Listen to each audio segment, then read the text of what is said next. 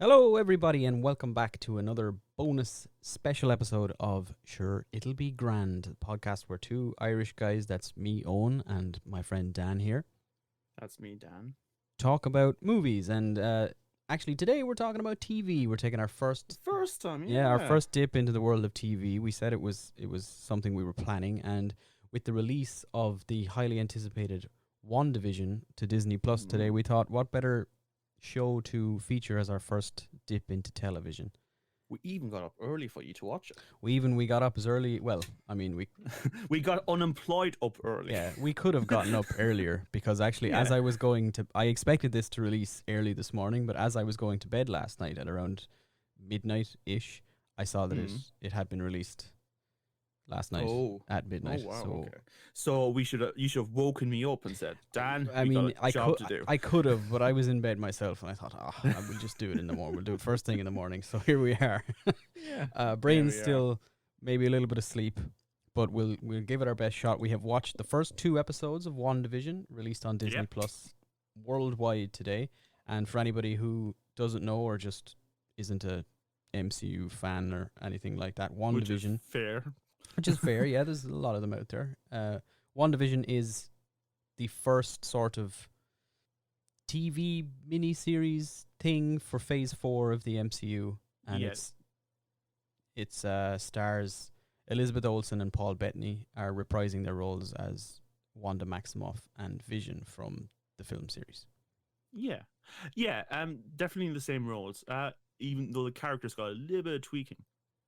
They're different. They're clearly geared towards, which is why I mean the show.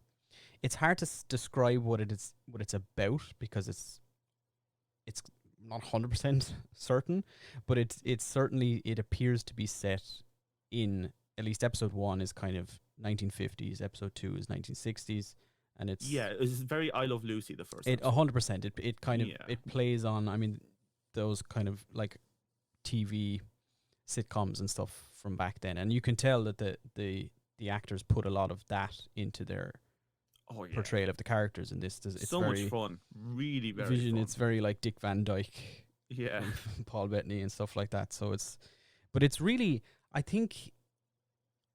Look, I'll preface this by saying that while both of us are fans of superhero movies and of the MCU, we're not like massive comic book readers or anything like that. We've read comic books, but we've it's not like we know every week we go and read an issue. We're not those people.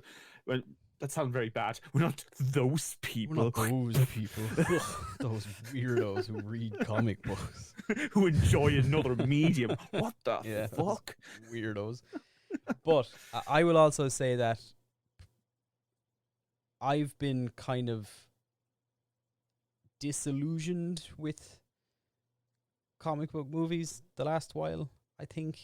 That's to an extent. I remember when the MCU was new, and like back when, say, they announced that they were doing the Avengers movie and all this kind of stuff, I remember that like this was all I cared about for a while. It was like, holy crap, I could not get enough of like waiting for Comic-Con every year to see what kind of who's next. See who was coming next. Oh my god, they're making a Black Panther movie and like this kind of stuff. Like I was like, this is crazy. I loved every bit of it, and I watched every single movie and TV and anything that they threw out, even the weird little like 5-minute long things they did between movies. Where you see Coulson going off to look for those hammer, things, and you get there was one with like Loki doing something with it. All those. I watched we even all watched of them. Shield.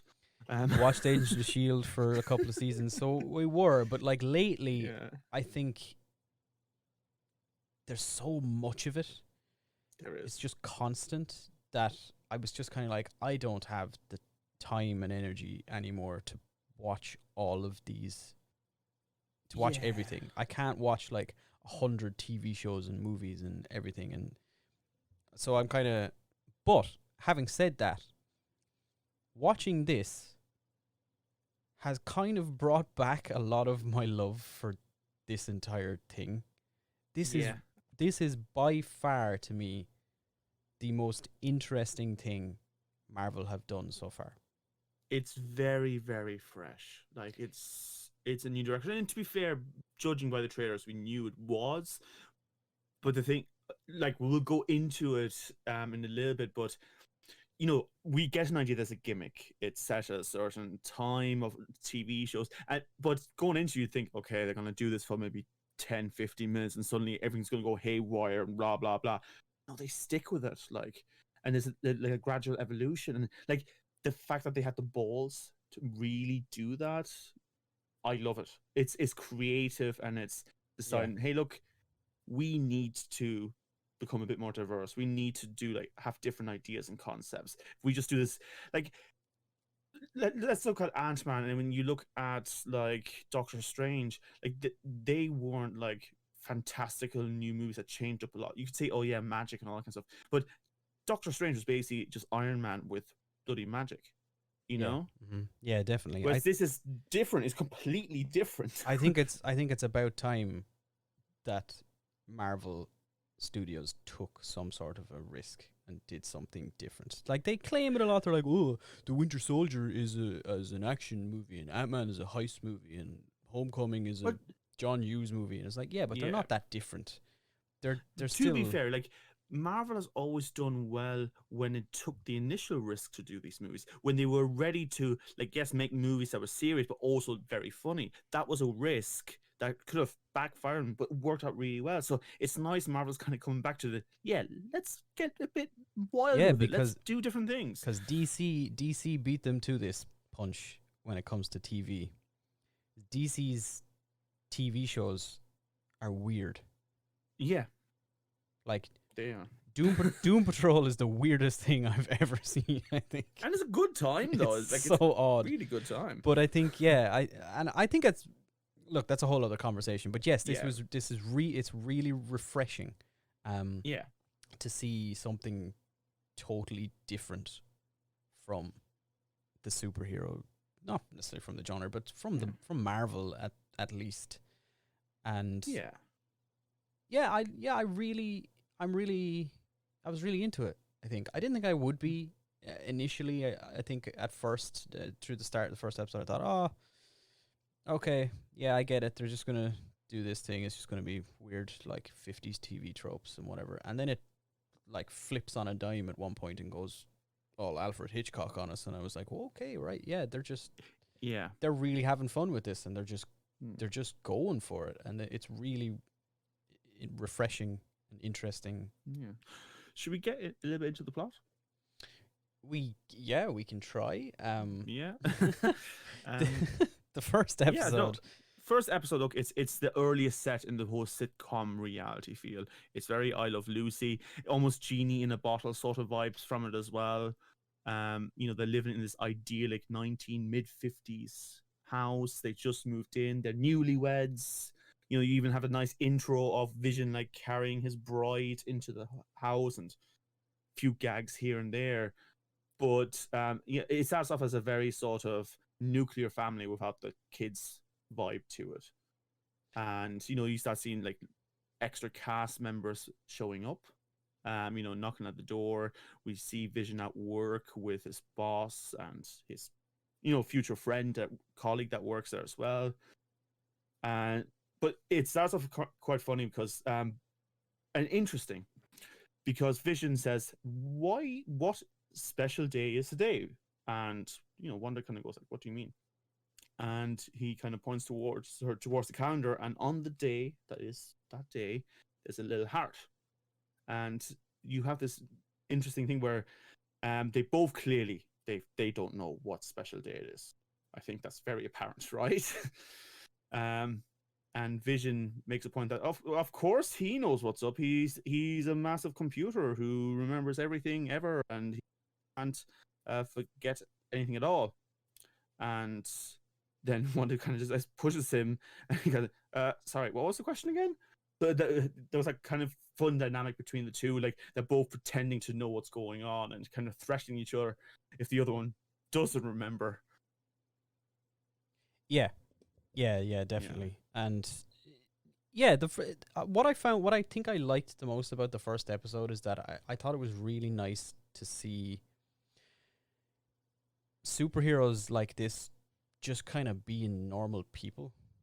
Yeah. I think they were just kind of hanging out, just living a regular old life for the most part. I mean, Yeah, as much as as regular they, as they can as much be. as they Yeah, can exactly. in this reality. But I just found that really refreshing. Like, I always liked the downtime moments between the big fights in Marvel movies, and even in like novels and stuff when I read them. Slice of life stuff. Yeah.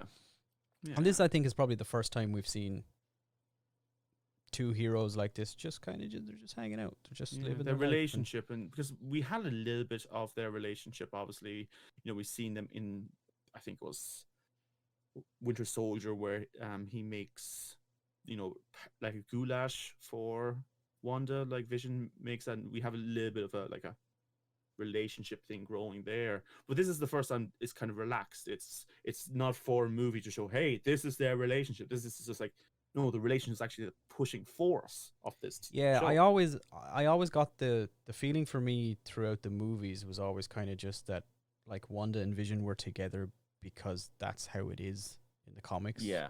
There was never much of a, like, I remember thinking it was very kind of, oh yeah, they're together now. I guess they're just they're living in Edinburgh together. Yeah. Happily married or whatever the fuck they're doing. I don't know.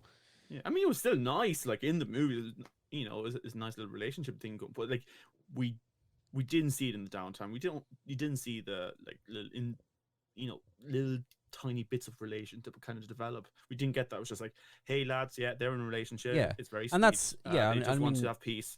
Yeah, like, you can't really do that in a movie, I guess, as much as you would. Like, you can't have like you can't release Civil War and have an hour of the movie just be like Captain America just chilling out watching TV. So instead we get an entire TV show based on it.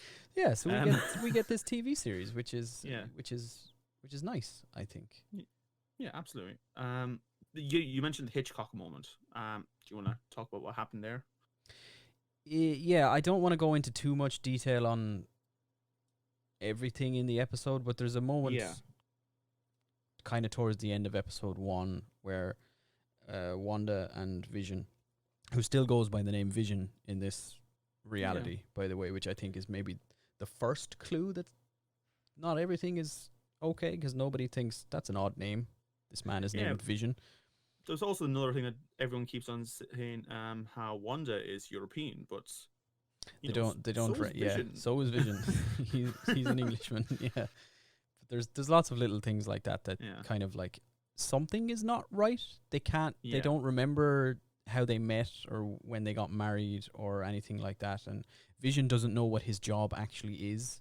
He goes to work in an office every day and computer, like data processing of some sort. Yeah, he keeps asking everybody, like, what do we do here? Like, what? Like, well, there's input and there's output. That's what they keep saying to him. Yeah. Do we sell things? Or we like, he doesn't know, and none of them really know what's going on. But they're kind of like, they're just little hints to it that something is not quite right. And until there's a big sort of reveal-ish type thing right at the end of the episode that I won't give away now, that kind of nails down that there's something going on here. And it's kind of really the episode 1 is just chock full of old 50s TV things, and they definitely, I know they shot, if not all of it, they definitely shot a lot of it in front of a live TV audience, and it definitely has that feel. It's got the canned laughter and the kind of like home set and stuff like that. But the effects even that they use when Wanda uses her powers, like things on strings and all that kind of stuff. It's they went kind of old school with it. Even like the aspect ratio of the show is old, like boxed off and stuff like that. And it's kind of it's really interesting. And episode 2 moves ahead. And I wonder, it definitely jumps ahead further into the 60s, and they do. The house is a different set. It's a different house set. Camera, different angles, and they've got an animated intro this time. Yeah, like Bewitched or something, and it's it's just more. episode 2 then kind of plays on that a lot, and the kind of plot of that one, I suppose, in a nutshell, is that Wanda is trying to fit in with the wives of the neighborhood. Yeah, it's a classic archetype of the woman who's in charge of the local women's club, and she's a pain in the ass, and she's basically a dictator, that kind of feel. So, it's essentially that, and Vision is trying to. Well, he's attending what he thinks is a neighborhood watch meeting, which is a guys' club, which really. is kind of just an excuse for the men to sit around eating and gossiping. Yeah, exactly. That kind of thing. And masticating. Marvel's first masturbating joke, we think. Correct us in the comments, because I feel like we probably missing some sort of joke. Could be wrong. I'd be very surprised if Tony Stark at some point didn't make a playing with yourself reference to somebody somewhere. Yeah, exactly. But we think this is the first straight up, oh, that was a wanking joke in a Marvel product. Yeah. Yeah, absolutely. Yeah. But yes, eventually they have to do a magic show.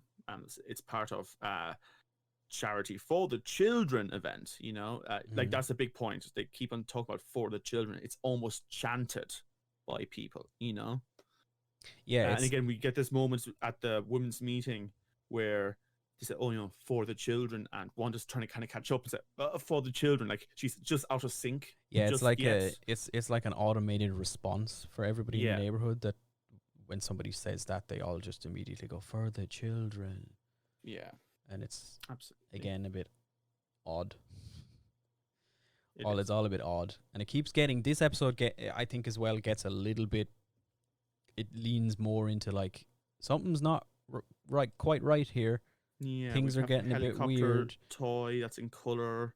Yeah, again, it's a kid's toy and for the children. But throughout this episode, we don't see one child.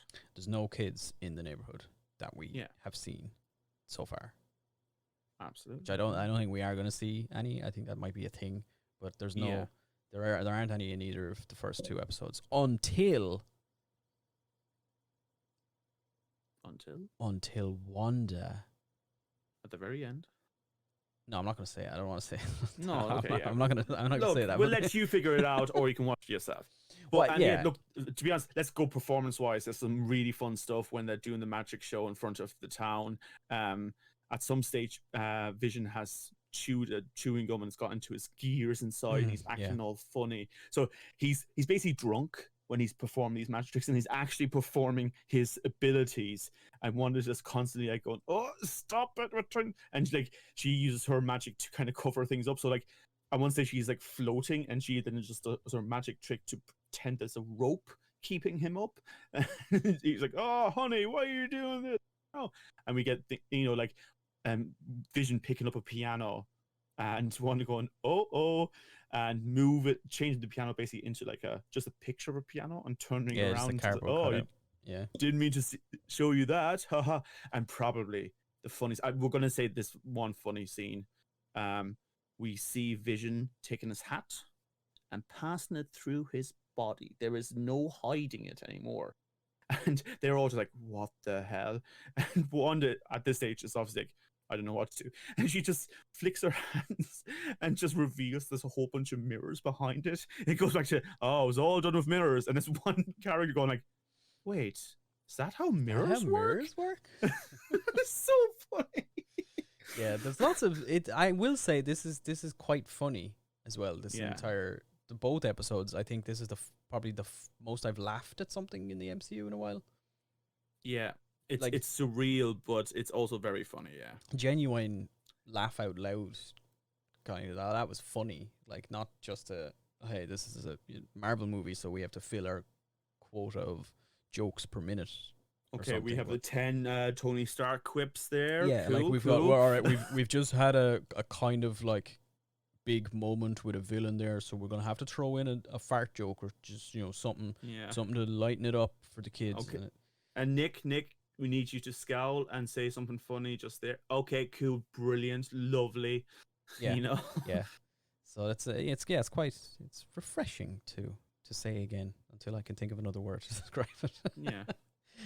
And yeah, but that's what this show is. It's obviously that they realized, okay, I think stage 3 was a bit stodgy with a lot of things. Like there were some highlights. I thought Black Panther was fantastic, but like it's Ant-Man and stuff. I think personally I didn't care about like Ant-Man and Doctor Strange and that kind of stuff. Some of the bigger events, like Infinity War, were enjoyable in their own right, but this, like we said at the beginning of the episode, they really are throwing out something very different and strange. Yeah, definitely. 100%. And it's not to say that it is still the MCU, so there's still going to be the interconnected sort of thing happening. There are still characters going to show up from other films and things like that. Yeah. I know like Kat Dennings' character from Thor and Randall Park's character from Ant-Man are in the show at some point. We haven't met them yet as far as these 2 episodes go. There's also, I believe, if I remember right, the little girl from Monica Marvel. Rambeau. Yeah, she's actually like one of the characters that appears in the magic spell thing, and like maybe she's just playing 2 characters in the MCU, but I doubt at this time. No, I think it's confirmed almost at this point that it is going to be. She is Monica Rambeau from Captain Marvel, and the show will sort of explain what's going on. I think it's probably safe to assume that due to the fact that her godmother was Captain Marvel when she was a kid, she probably got involved with some sort of like space agency type thing. Well, so, and we should probably, I think it's fair to mention this now, that the space agency could be the organization called SWORD, which is kind of like a sister organization to S.H.I.E.L.D., from what I believe. Yeah. And they're the space, and they're all about protecting Earth from space stuff. Shield for space stuff, I think. Even though so far in the MCU, S.H.I.E.L.D. have handled a lot of space stuff. Yeah, I remember Agents of S.H.I.E.L.D. correctly. They were in. Yeah, there was a whole season where they were stuck in space, I think. Yeah, but apparently, like, and I'm only because I look behind the curtain was while Owen was getting ready for us to record, I was kind of just looking at different reviews and seeing what people said. And one big thing is that, unknowns to me, the whole SWORD group have been kind of like a conspiracy in the MCU for a while now. There's been like little references here and there, so maybe they're like a subgroup of S.H.I.E.L.D. in this universe, like something that's a little bit low key for like the Stranger Things. Yeah, it's possible. I mean, if anybody had a secret organization within a secret organization, it would have been Nick Fury. And Nick Fury does mention he has been in space before as well, and so like that would work. And we mentioned SWORD, but there's been a few other, like Strucker has been mentioned. He was in Age of Ultron. He's the guy that basically gave Wanda her power. He this time it's like a watch by the Strucker, like an umlaut over the U in Strucker, which is Hydra and all that kind of stuff. So that makes sense. Yeah. There's also a funny thing in the animated intro that. Well, in the shops, there is a carton of milk called Bova, and apparently Bova was a cow creature that raised Wanda and Pietro in the comics. So that's like a little nod. I don't think it's actually a reference to like this being part of the story, but I think it's like I really hope a magic cow is going to turn up in the next episode. And, like, I mean, just help Wanda around the house or something. That would be incredible. So this is early days, and we still don't really know exactly what's going on. So I think a lot of people assumed that, based on what Wanda's powers are in the comics, that this is some sort of mini universe she created to see Vision. But having watched the first 2 episodes, I don't think that's as secure as it was before. Like, I think there's a lot going on here. I think there's actually a third party involved. I think it's still definitely her. I think this is definitely still Wanda's world. But I don't think she knows that she's doing it. Interesting. Just a little thing that I noticed. when Vision died in the MCU, and people probably remember this, he turned black and white, as in like that's like the color was drained out of him when the gem was ripped out of his head, the mind gem. And in this series, it starts off everything being black and white, and then by the end of the second episode, near the end, and not spoiling too much, color kind of comes back into it. So we're going to the next step of television. Things are colorful again. But I wonder if that's a reference. Like, is she rebuilding him in her in your theories? Is he being rebuilt to be actually alive again? Yeah. No, I wouldn't go that far with it, to be honest. Because the reason I say it is because, let's be fair, the 1950s characters were quite two-dimensional, and as TV got more and more developed, characters became multifaceted. So I wonder if that's what's happening. Maybe Vision was a very basic idea, and she's kind of rebuilding him as a character, as a person, you know? Yeah, you could be onto something. Yeah. We don't know. Whatever the case, WandaVision is very, very interesting to watch, and it has piqued my interest in what Marvel are doing again. I know that the creator of this show was also the writer for Black Widow, and I never thought I'd say it, but I might actually kind of be a little bit interested in Black Widow now.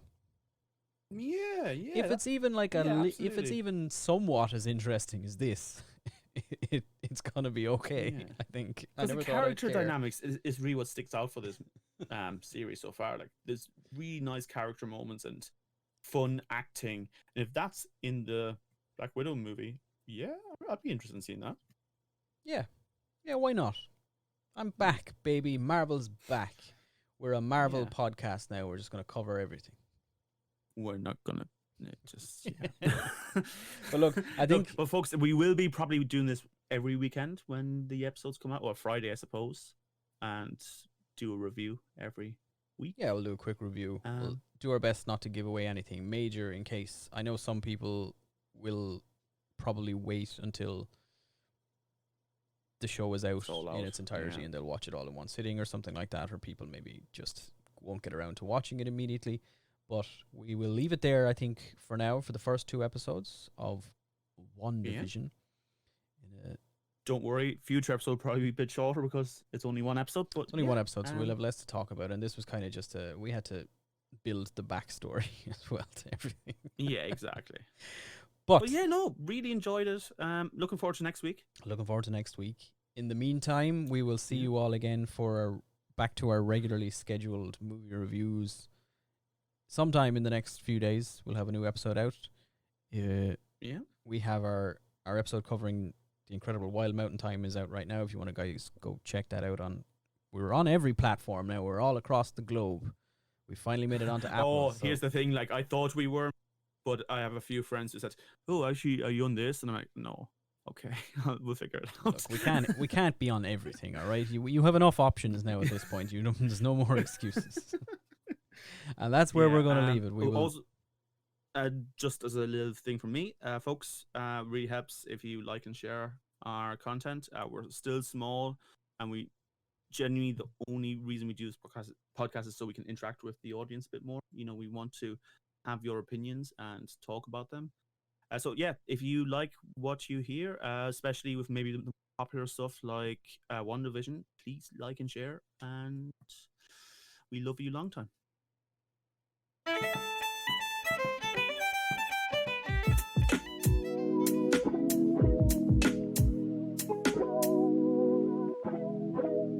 Asher Low.